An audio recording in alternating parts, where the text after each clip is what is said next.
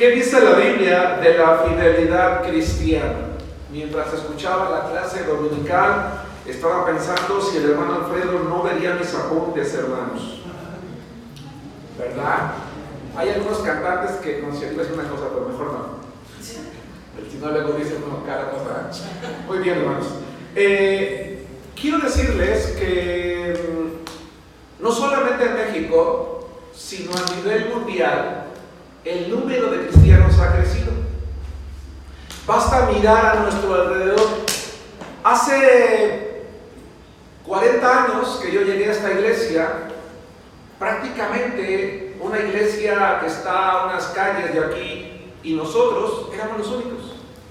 Ahora hay una iglesia aquí a 2 calles, hay una iglesia en otra esquina, hay una iglesia en el mercado, hay una iglesia en la cuarta sección, hay una iglesia pasando el canal de este lado, hay muchas iglesias.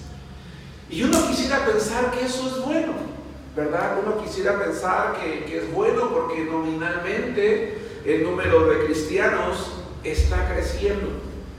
No me interesa de momento hablar si esas iglesias están enseñando o no correctamente la palabra de Dios, sino que me parece, yo me quiero enfocar en el hecho de que pareciera, ¿verdad?, que el hecho de que haya muchas iglesias nos hace pensar que habemos muchos cristianos, pero desafortunadamente, hermanos, no es así.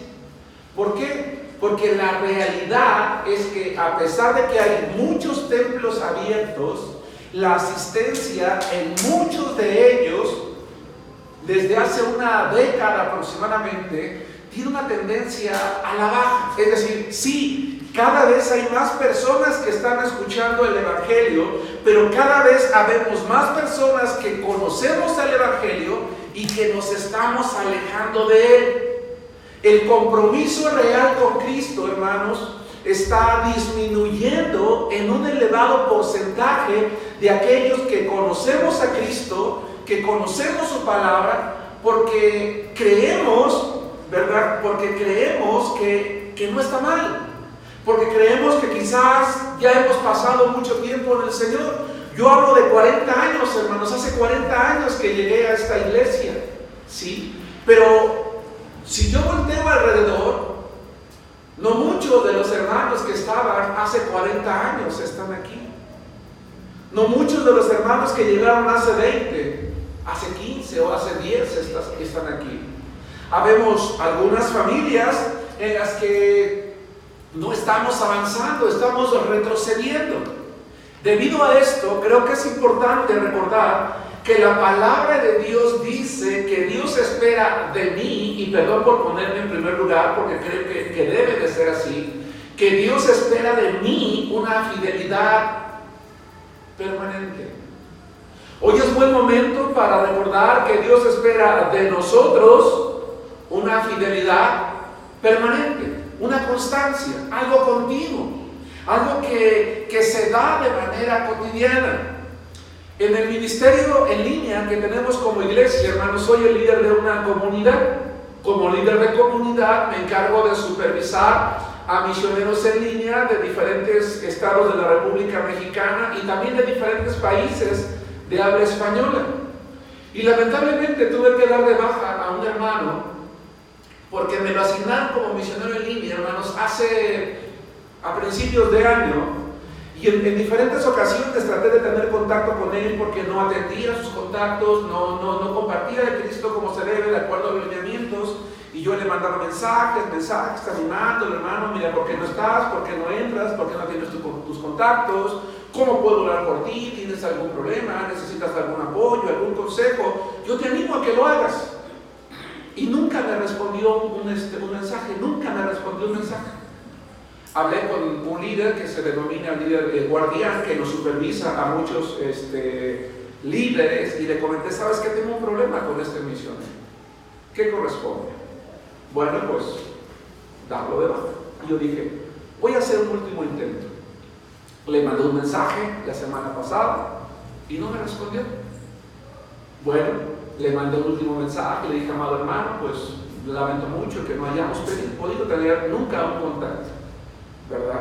Que nunca haya habido una reciprocidad de parte tuya. que no haya una continuidad en la atención. Te informo que voy a dar la instrucción para que tú seas dado de baja. Sin embargo, si en el futuro tú lo deseas, tú te puedes incorporar, porque para servir al Señor siempre las puertas van a estar abiertas. Y curiosamente me respondió ya. Solo que la instrucción para darlo de baja ya estaba hecha. Y me dice lo siguiente: hermano, mi intención no ha sido ser descortés contigo al no responderte los mensajes. Lo que pasa es que estoy muy ocupado. Yo sí quiero continuar, pero te lo dejo a tu criterio. Todo para la gloria de Dios. Y yo me pregunto, ayúdenme ustedes, ¿entendí mal? Si yo lo doy de baja, yo decidí darlo de baja porque él no quería darse de baja. Hermanos, ¿verdad que no? Porque digo, lo que está diciendo es, pues yo quiero, pero te lo dejo a tu criterio. Y añade un párrafo, todo para la gloria de Dios. Y es que ese es el problema. El problema es que, ¿qué pasaría, hermanos? Obviamente no quiero hacer la comparación y espero que no se entienda de esa manera. ¿Qué pasaría si Dios un día me dijera a mí, oye Germán, he decidido ya no ser fiel a ti, porque pues no tienes un compromiso real conmigo, porque te he buscado, porque me he manifestado a ti, porque te he hablado, porque he respondido tus oraciones, porque he hecho milagros en tu vida, porque te he mostrado que estoy contigo, pero veo que a ti no te interesa? Te informo que a partir de hoy pues voy a romper contacto contigo. ¿Qué le respondería yo a Dios? ¿Qué le responderías a Dios en esa circunstancia? Le diríamos como ese misionero: Señor, pues yo quiero que tú seas fiel conmigo, pero te lo dejo a tu criterio, porque yo lo que quiero es honrarte. No sé si me explico, hermanos. ¿Qué dice la Biblia acerca de la fidelidad cristiana? Punto número 1, que no olvidemos la ley de Dios. Hoy vamos a ver 3 puntos muy sencillos, pero que espero que nos motive a continuar en el camino de la fe, que nos motiven a recordar, hermanos, que Dios espera que cada uno de nosotros nos mantengamos en fidelidad a Cristo, que comprendamos que Dios no quisiera, hermanos amados, como su servidor, estarle mandando mensajes a este misionero, recordándole el compromiso que hizo con este ministerio, que Dios tuviera que estarnos recordando a nosotros el compromiso que hicimos con Él.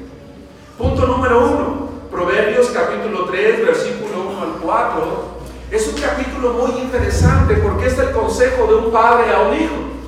Y sin embargo, a pesar de ser el consejo de un padre a un hijo, es el consejo que Dios nos da a cada uno de sus hijos como padres, y es el consejo que cada uno de nosotros como varones y mujeres, como hijos de Dios, debemos de tomar en nuestra vida. Hoy, gracias a Dios, como cada domingo tenemos personas que nos visitan. ¿Qué esperaría Dios de ti? Fidelidad. Nada más que fidelidad.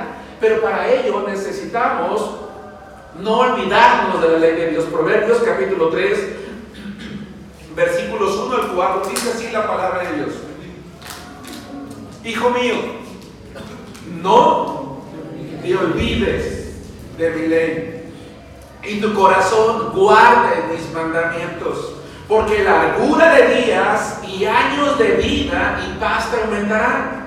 Nunca se aparte de ti la misericordia y la verdad. Átalas a tu cuello, escríbelas en la tabla de tu corazón, y hallarás gracia y buena opinión ante los ojos de Dios. ¿Y qué dice, hermanos? Y de los hombres. Hermanos, todas las personas que estamos aquí, necesitamos recordar cosas importantes a través de nuestra vida, ¿a poco no? Por ejemplo, necesitamos recordar que tenemos una cita médica. Imagínate, hermano, imagínense, estoy enfermo, Fui al médico, me costó mucho que me dieran un pase al especialista, aquellos que estamos asegurados, por ejemplo, en el Seguro Social. ¿Cuánto nos cuesta el pase con el especialista, hermanos? Meses. Y cuando ya finalmente el médico te dice, te voy a dar el pase al especialista, saca la cita del especialista, estamos ahorita en agosto, te dicen, en septiembre. Perfecto, qué rápido, dice, pero el próximo año. Y entonces, como yo tengo que recordar esa fecha, pues anoto el calendario de mi teléfono, anoto por allí una tarjetita, le digo a mi esposo, y acuérdate que en septiembre del próximo año tengo una cita con el especialista. Y ya viene la cita del especialista, hermanos, y se me olvida. No, ¿verdad? Necesitamos recordar, por ejemplo, una entrevista de trabajo. Estoy buscando trabajo y llego a 2 semanas después y vengo buscando al licenciado fulano de tal. ¿Quién es? Pues Germán Álvarez, tengo una cita, pero es que era la semana pasada. Perdón. No.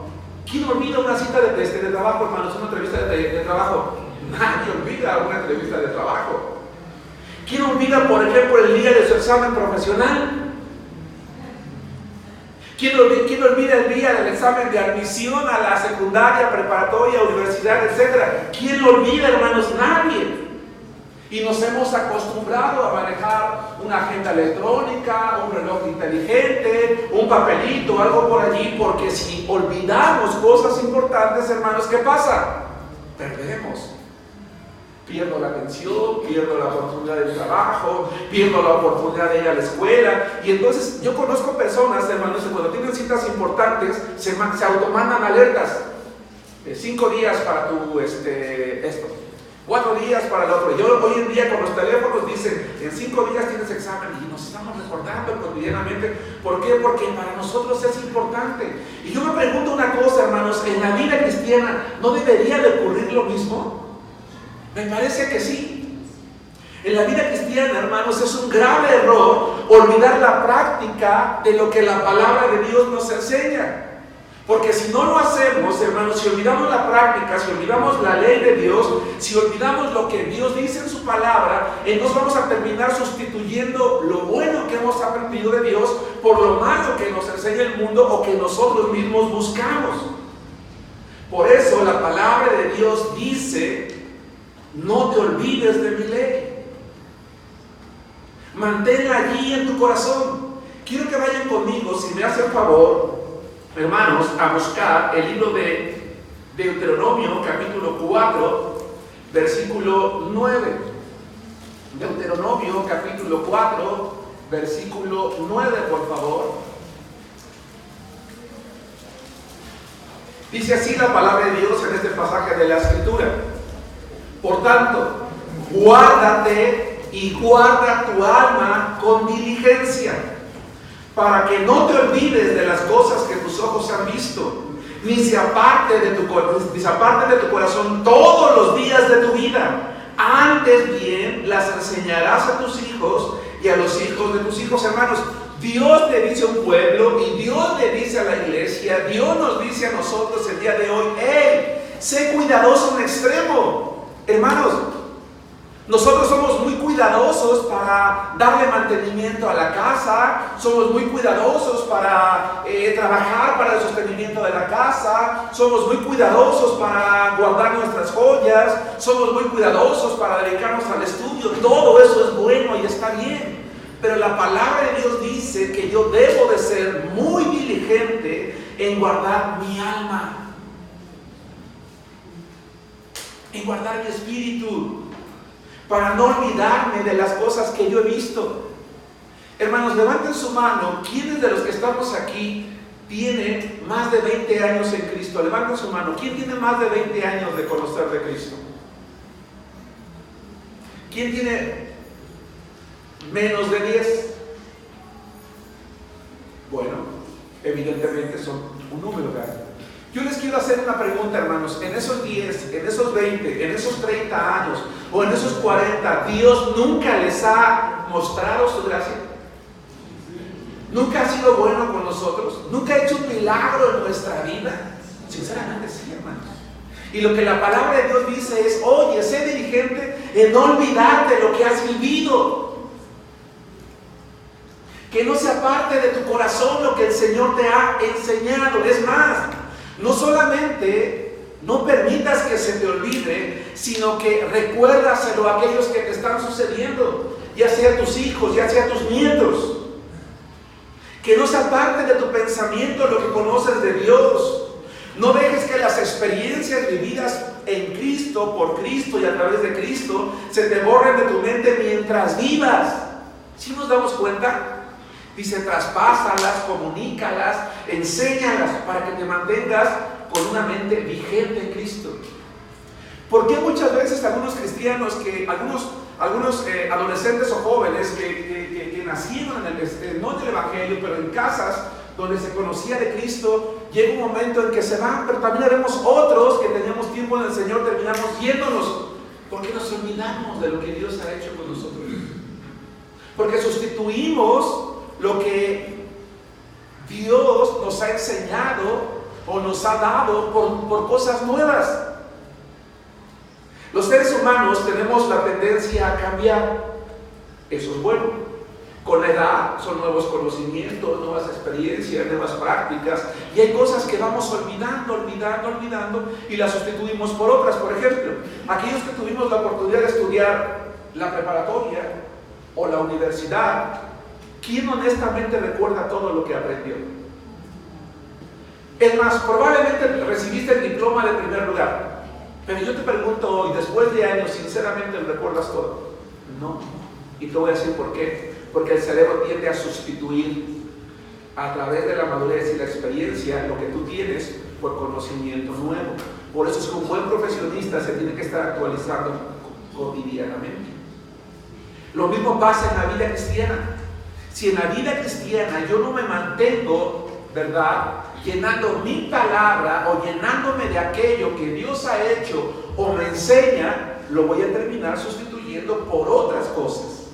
Me llama la atención que en el primer pasaje que nosotros leímos de Proverbios hay una insistencia tal que dice, nunca se deben de apartar de ti esto, nunca debes de dejar de hacer el otro. Es más, dice, átalas a tu cuello, escríbelas en la tabla de tu corazón. Pareciera exagerado, pero no es así. Lo que Dios nos está diciendo en su palabra es, usa toda ocasión para recordarte a ti mismo que tú eres un hijo de Dios. Podríamos decir, hermanos, en cierta forma, que en la vida de un cristiano, todo aquello que hace, en el momento de colocarlo en una balanza, lo espiritual debe de tener, ¿qué, hermanos? Mayor peso. En el cristiano, la balanza siempre debe inclinarse hacia las cosas de Dios. Por eso es que la ley de Dios debe de atarse a nuestro cuello, debe de escribirse en nuestro corazón. Dice el autor de la Biblia, no te olvides de la práctica, no te olvides de llevarlo a cabo. Otro pasaje de la Biblia, vayan conmigo a Proverbios capítulo 16, versículo 7, dice lo siguiente. Proverbios 16, 7. No nos olvidemos, hermanos, de la ley de Dios. No nos olvidemos de lo que está. Por eso es importante, hermanos, que al templo vengan con un cuaderno de notas para que apunten lo que aquí se aprende. Por eso es bueno que aquellos hermanos que entran a las redes sociales durante la semana estén escuchando de nuevo la predicación. Por eso hoy están en internet, están en la página del Facebook, están en YouTube, y en la semana repásalo, hermano. A mí me preocupa que muchos de los que estamos aquí nos pasamos durante la semana escuchando a muchos predicadores. Yo no estoy en contra de eso. Yo siempre he reconocido mis limitaciones como predicador y sé que hay muchos que me superan de gran manera, pero no siempre lo que enseñan es la palabra de Dios. Repasa las predicaciones que aquí se dan. Repasemos los mensajes. Yo no sé si se han dado cuenta, pero ahora, además de las predicaciones, estoy grabando pequeños devocionales, 5 minutos. Algunos temas que creo yo que nos permiten también a nosotros pues estar reflexionando en la semana o estar compartiendo con los amigos o con las personas que conocemos, porque mi meta, mi oración como pastor es, Señor, cuida tu iglesia de Arenal. ¿Cómo durante la semana me puedo hacer presente o puedo hacer presente tu palabra? Bueno, a través de esto. Un pastor me decía: Germán, a mí no me gusta subir las predicaciones a las redes sociales porque ahora los hermanos por eso ya no vienen a la iglesia. Porque dicen: pues qué importa que yo no vaya, ahora la veo en internet y así me olvido del compromiso. Y yo digo: bueno, quizás tenga razón, pero también está el hecho de que ellos están escuchando, están viendo. Yo prefiero que tengan buena enseñanza, buena doctrina, que yo les esté dando lo que la iglesia necesita y que no esté consumiendo muchas veces la basura que también hay en internet. Y que si no pudieron venir, ¿verdad? Digan: bueno, realmente tuvo una emergencia y no pude ir al templo, pero no me voy a perder la predicación, la voy a escuchar en la semana. Y que no sea una excusa. Y si alguien lo ha tomado como excusa, bueno, ni modo. Pero sé que para otros será de bendición. Porque la intención, ¿cuál es, hermanos? Que la balanza de lo espiritual sea lo que tenga mayor peso. Dice Proverbios 16:7: cuando los caminos del hombre son agradables a Jehová, incluso aún, ¿a quién? A sus enemigos hace estar en paz con él. ¿Cuántas veces no estamos preocupados, hermanos? Oren por mí porque mi maestro ya me agarró dicen los jóvenes coloquialmente, de bajada. Oren por mi vecino porque es que, hermanos, me está de veras que deben de ver cómo me hablan. Oren por mi jefe de trabajo. Oren por cualquier persona, ¿verdad? Porque tengo problemas con ellos y aprovechan todas las oportunidades para meterme el pie, para hacerme daño, para lastimarme. Yo no le he hecho nada. ¿Cómo le hago, hermano? Muy sencillo. No te olvides, no nos olvidemos de la ley de Dios. Porque cuando los caminos del hombre son agradables a Jehová, aún a sus enemigos hace estar en paz con él, dice Proverbios capítulo 16. ¡Qué maravilloso! Eso significa que entonces yo no tengo que ir a confrontarlo, a agarrarme a golpes con él, hablarle con las mismas palabras para que a ver si así se calma conmigo. No, todo lo que tengo que hacer es mantenerme en fidelidad. ¿A quién, hermanos? ¿Creen ustedes, con base en este pasaje, hermanos, que hay un beneficio de ser fieles a Dios? Sí. Eso implica entonces que un cristiano fiel difícilmente va a tener enemigos. Yo no digo que no va a haber quien te envidie en el trabajo, porque en esta vida habemos mucha gente que somos envidiosos. No, lo que yo estoy diciendo es que nadie te va a ver como enemigo, y si aún alguien se cree tu enemigo o se quiere convertir en tu enemigo, Dios va a aplacar su corazón. Dios te va a dar gracia delante de él o de ella para que te vea de manera, hermanos, distinta. Eso hace el Evangelio, hermanos, en la vida de cada uno de nosotros. Hermanos, ¿por qué no usar una alarma que nos recuerde, por ejemplo? Yo no sé a qué hora te duermes, hermano, pero si tú tienes un hábito común, yo me duermo a las 12 de la noche, perfecto. ¿Verdad? Que tu reloj suene a 10 para las 12. Ve, y sale un mensaje: ¿ya leíste la Biblia? ¿Ya leíste la Biblia? ¿Ya leíste la Biblia? ¿Sí me explicó? O si te levantas a las 5:30 de la mañana, que suene una alarma a las 5:35. Ve. No te olvides orar, no te olvides orar, no te olvides orar, no te olvides orar. ¿Por qué no hacer eso, hermanos? Ahora tú puedes decir: bueno, yo no tengo un teléfono, no tengo una tableta, no pasa nada. Arranquen una hoja de papel al cuaderno de tu hijo. Él arranca muchas para hacer avioncitos, así que no va a pasar nada si le arrancas una, ¿verdad? Y le pones allí, leer la Biblia, y la pones en la cabecera de tu cama, que cuando tú llegues, ¿verdad? Mira, ya oraste, ya compartiste tu fe, lo pones en el refrigerador, ya memorizaste un pasaje de la Escritura. ¿Sí nos damos cuenta, hermanos? Hay muchas maneras de recordarnos a nosotros mismos para no olvidarnos de la ley de Dios. Por ejemplo, a lo mejor te gustó una frase de la escuela dominical, a lo mejor te gustó una idea de la predicación, anótala y colócala allí en un lugar visible de tu casa, ¿sí? O de tu recámara, del lugar donde tú y yo vivimos, y que te esté recordando. Porque el Señor en su palabra dice, átalas, si puedes, en tu cuello. Otro pasaje dice, en tu frente, si mal no recuerdo, o más dice profundamente, en tu corazón. 2. ¿Qué dice la Biblia de la fidelidad cristiana? Que debemos confiar plenamente en Dios. Creo que por la luz no se ve muy bien. Vayan conmigo a Proverbios capítulo 3, versículos 5 y 6. ¿Podrían prender un poquito los ventiladores, hermanos? No sé si soy yo, pero hace calor. Por lo menos uno. Gracias. Proverbios capítulo 3, versículos 5 y 6, que debemos confiar plenamente en Dios. Leen conmigo versículos 5 y 6. Dice, fíate de Jehová de todo tu corazón y no te apoyes en tu propia prudencia.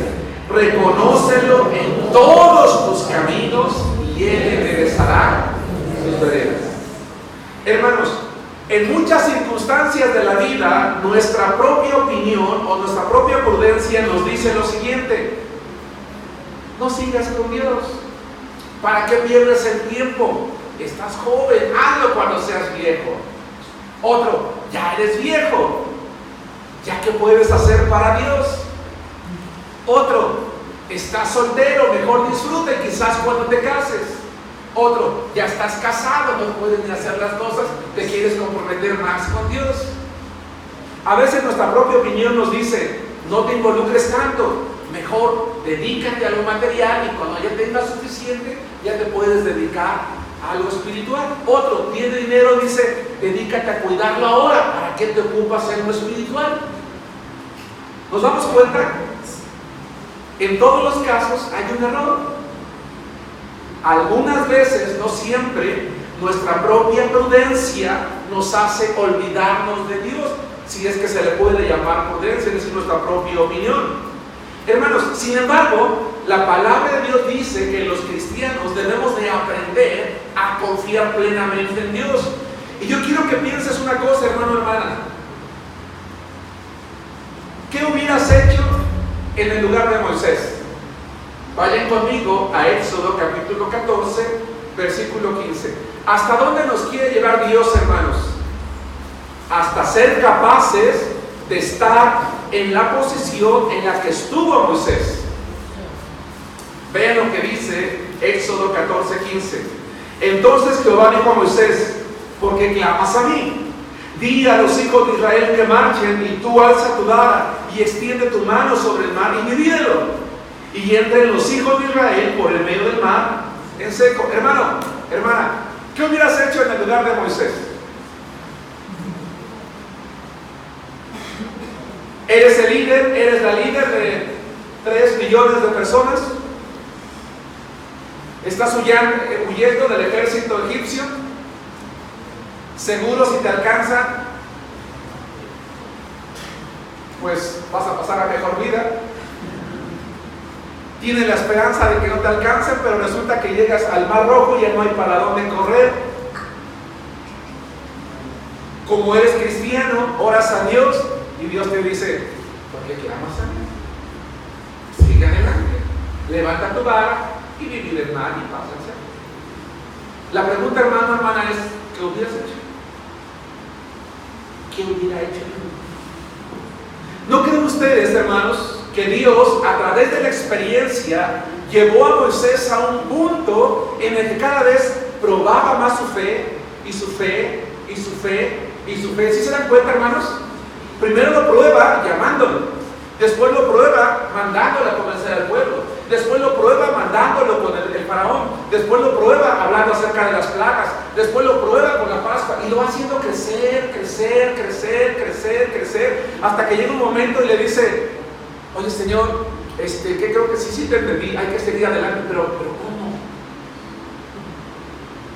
Ya sé, vas a hacer llover piedras del cielo, vas a hacer un puente que cruce todo el mar. Pues no me suena lógico.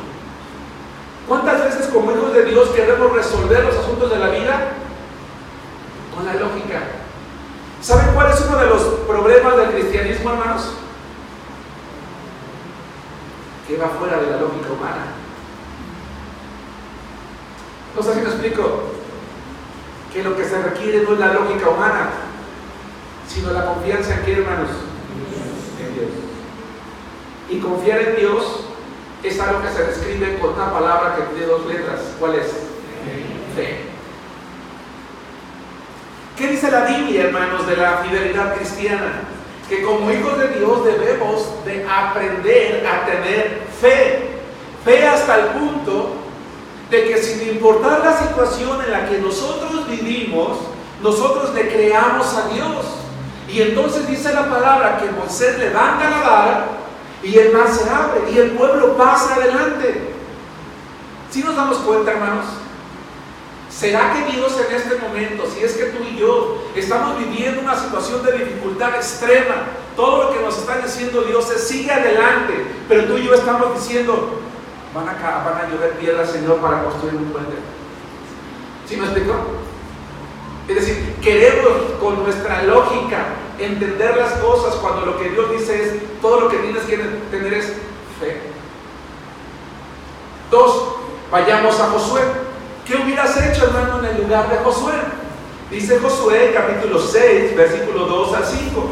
Yo quisiera que nos motiváramos como iglesia, como hermanos en Cristo, hermanos, a crecer en la fe, a aprender a confiar en Dios plenamente.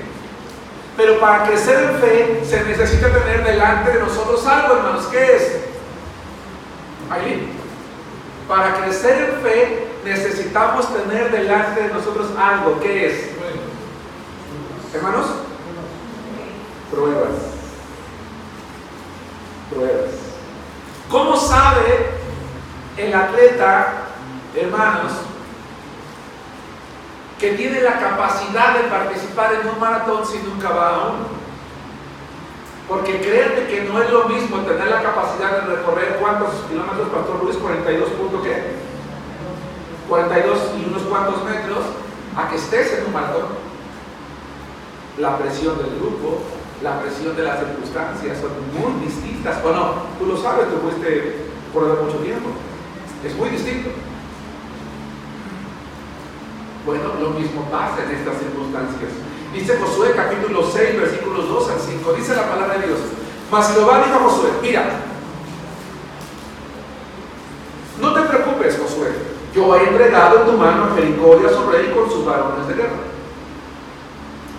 Quiero que recuerdes esto. Vas a rodear pues la ciudad, todos los hombres de guerra, yendo alrededor de la ciudad una vez, y esto haréis durante 6 días.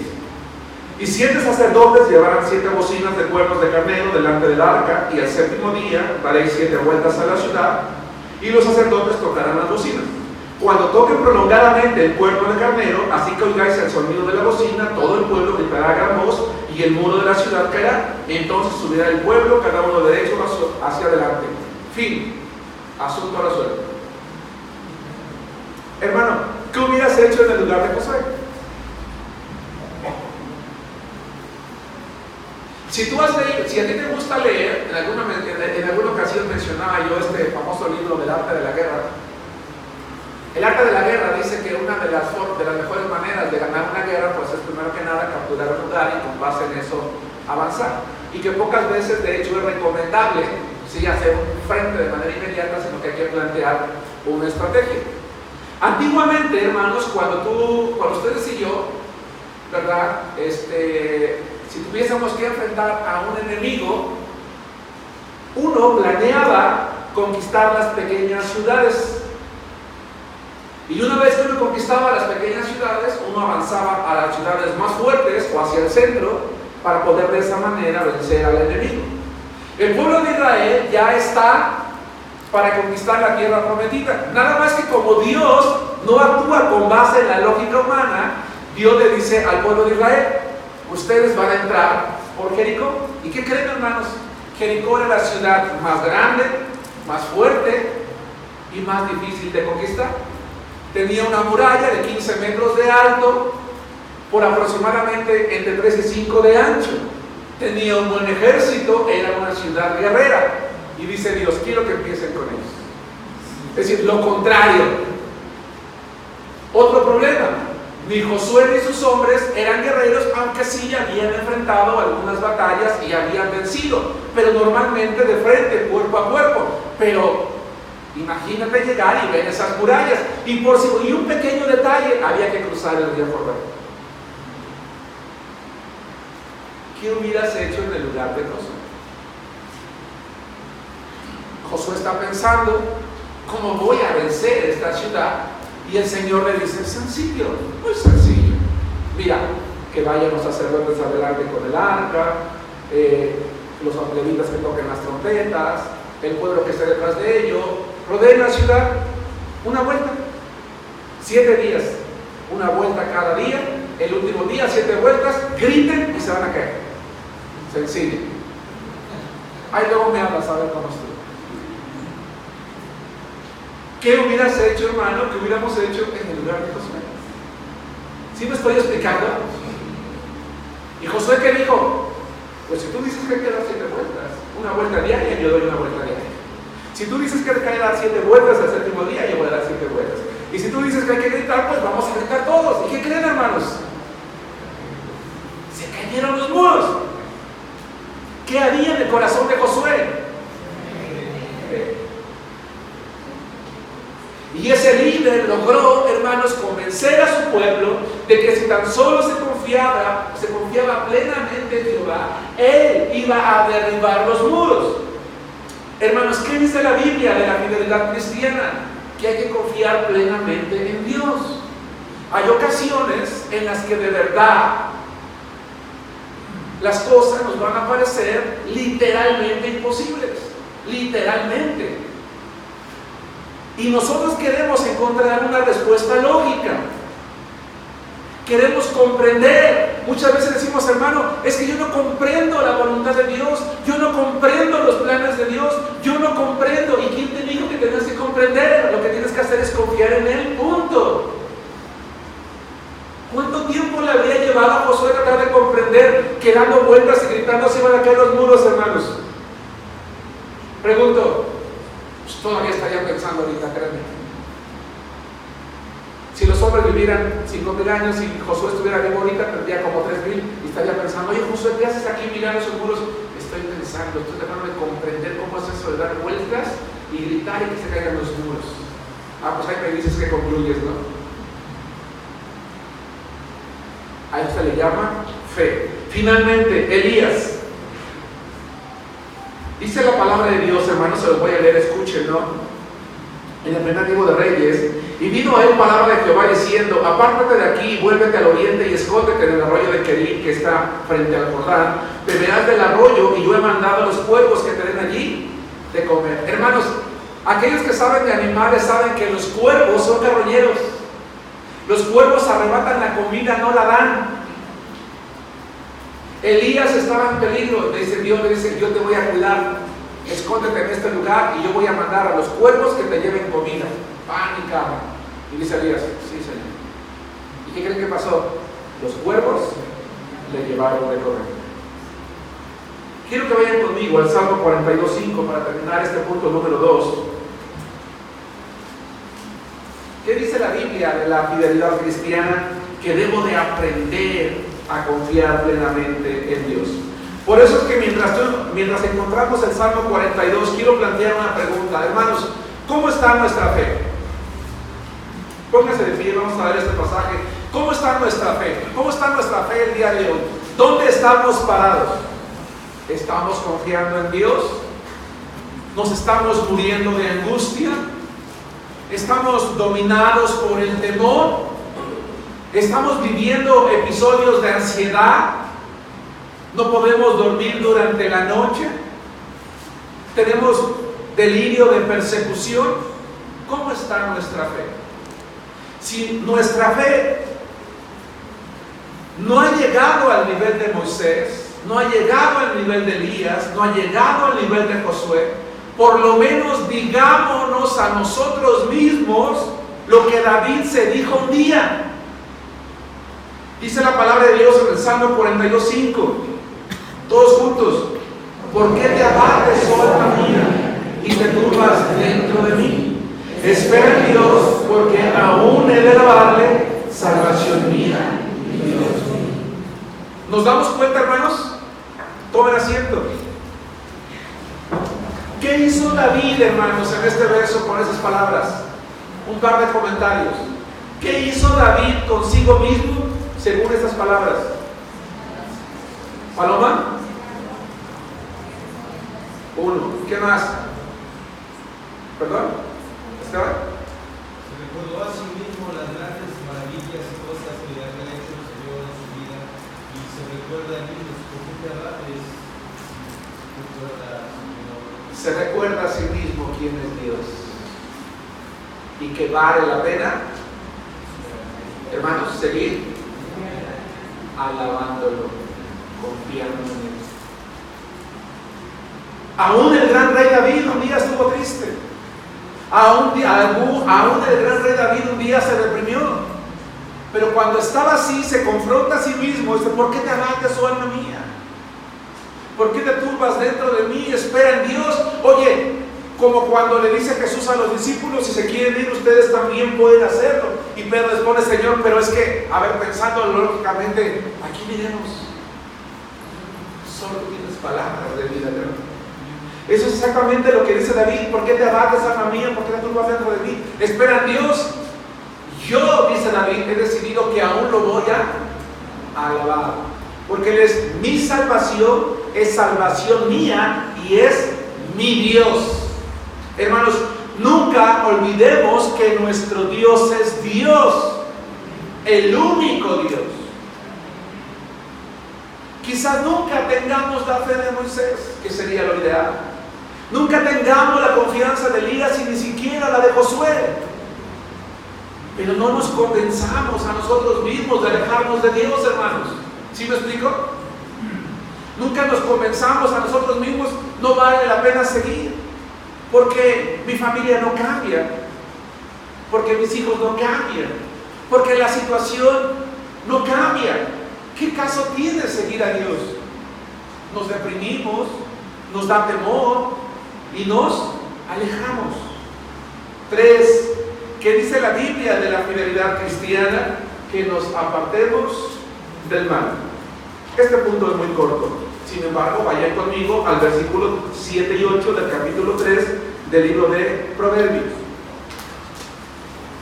Quiera Dios, hermanos, que todos los que estamos aquí, en 40 años, si el Señor nos da vida, estemos aquí, más los cientos de personas que se han agregado para estar aquí. Hermanos, yo tengo una oración delante de Dios. Yo le he dicho a Dios: Señor, trae cientos de familias a mi iglesia, miles de personas, que un día podamos tener un lugar donde cientos de personas nos reunamos en los cultos para predicar o escuchar tu palabra. Tal vez sea demasiado grande, tal vez sea demasiado ambicioso, no lo sé. Pero creo que hay una manera en la que debemos de esperar ver una iglesia. Le digo a Dios: Señor, levanta grandes predicadores, grandes pastores, grandes misioneros. Haz de la iglesia de Arenal una iglesia hermosa, bella delante de ti. Que tu iglesia sea fiel. Pero para ello tenemos que apartarnos del mal. Dice Proverbios 3, 7 y 8: no seas sabio en tu propia opinión. Teme a Jehová y apártate del mal, porque será medicina a tu cuerpo y refrigerio para tus huesos. El problema es que muchos cristianos, hermanos, nos hemos alejado de Dios porque seguimos una filosofía, y esa filosofía es: ¿qué tiene de malo? Esa filosofía es: todo el mundo lo hace. Esa filosofía es: a esta vida se viene a vivir una sola vez. Esa filosofía es: ya me arrepentiré mañana. Esa filosofía es que es emocionante desafiar el peligro, es emocionante involucrarse en esto. No, dice la Biblia en Proverbios capítulo 3 que cuando nosotros nos involucramos en el pecado, tarde o temprano dejará de ser placentero. Será placentero al principio, pero tarde o temprano va a dejar de ser placentero y nos va a llevar a un estado de ruina moral y como consecuencia espiritual. Vayan conmigo al libro de Eclesiastés, el penúltimo pasaje uno de los últimos pasajes que vamos a estar leyendo. Eclesiastés capítulo 2, versículo 1 al 11. Y quiero que recordemos lo que el sabio Salomón decidió. Salomón, considerado uno de los hombres más sabios sobre la tierra, a quien Dios le había dado sabiduría, un día decidió lo siguiente. Eclesiastés 2, del 1 al 11. Dije yo en mi corazón: ven ahora, te probaré con alegría y gozarás de bienes. Mas he aquí, eso también era vanidad. A la risa dije: enloqueces, y al placer, ¿de qué sirve esto? Propuse en mi corazón agasajar mi carne con vino, y que anduviese mi corazón en sabiduría, con retención de la necedad, hasta ver cuál fuese el bien de los hijos de los hombres, en el cual se ocuparan debajo del cielo todos los días de su vida. Engrandecí mis obras, edifiqué para mí casas, planté para mí viñas, me hice huertos y jardines y planté en ellos árboles de todo fruto. Me hice estanques de aguas para regar de ellos el bosque donde crecían los árboles. Compré siervos y siervas y tuve siervos nacidos en casa. También tuve posesión grande de vacas y de ovejas, más que todos los que fueron antes de mí en Jerusalén. Me amontoné también plata y oro y tesoros preciados de reyes y de provincias. Me hice de cantores y cantoras, de los deleites de los hijos de los hombres y de toda clase de instrumentos de música. Y fui engrandecido y aumentado más que todos los que fueron antes de mí en Jerusalén. A más de esto, conservé conmigo mi sabiduría. No negué a mis ojos ninguna cosa que deseara, ni aparté mi corazón de placer alguno, porque mi corazón se gozó de todo mi trabajo, y esta fue mi parte de toda mi faena. Miré yo luego todas las obras que habían hecho mis manos, y el trabajo que tomé para hacerlas, y he aquí, todo era vanidad y aflicción de espíritu, y sin provecho debajo del sol. Hermanos, Salomón llegó un momento en el que él pensó lo siguiente: he dedicado la mitad de mi vida a alabar a Dios. He dedicado la mitad de mi vida a aprender su palabra. He dedicado la mitad de mi vida a perderme los placeres de este mundo. Ya no. Yo voy a probar el vino. Yo voy a ir a las fiestas. Yo me voy a ir a la disco. Yo me voy a ir al antro. Yo voy a tener amantes. Yo voy a tener dinero. Yo voy a hacer esto porque todo el mundo lo hace y se ve tranquilo y se ve feliz y se ve contento, y yo aquí aguantándome de todo. Y lo hizo. Dios en su gracia permitió que durante un tiempo mantuviera su sabiduría, a ver si se daba cuenta del error que había cometido. Pero ¿qué creen, hermanos? No lo hizo. Y él continuó en la vida licenciosa.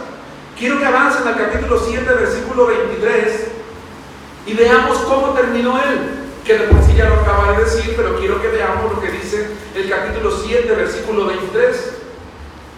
Dice: todas estas cosas probé con sabiduría, diciendo, seré sabio, pero terminé siendo un tonto. La sabiduría se alejó de mí.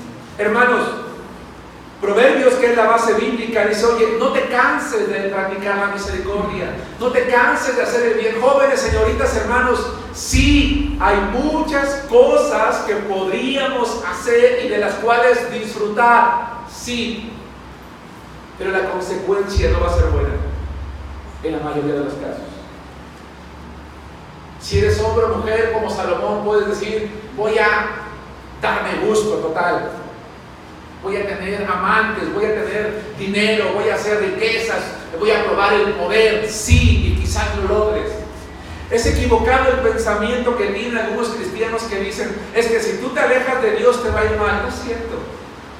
Yo conozco gente que se ha alejado del evangelio y ya tiene casa, ya tiene coche y tiene dinero, pero lamentablemente su vida moral da mucho que desear. Matrimonios destruidos, vicios, palabras corrompidas de su boca, hogares rotos. Sí tienen más, pero lo importante lo perdieron. Su cuerpo ha pertenecido a muchas personas por el sexo libre.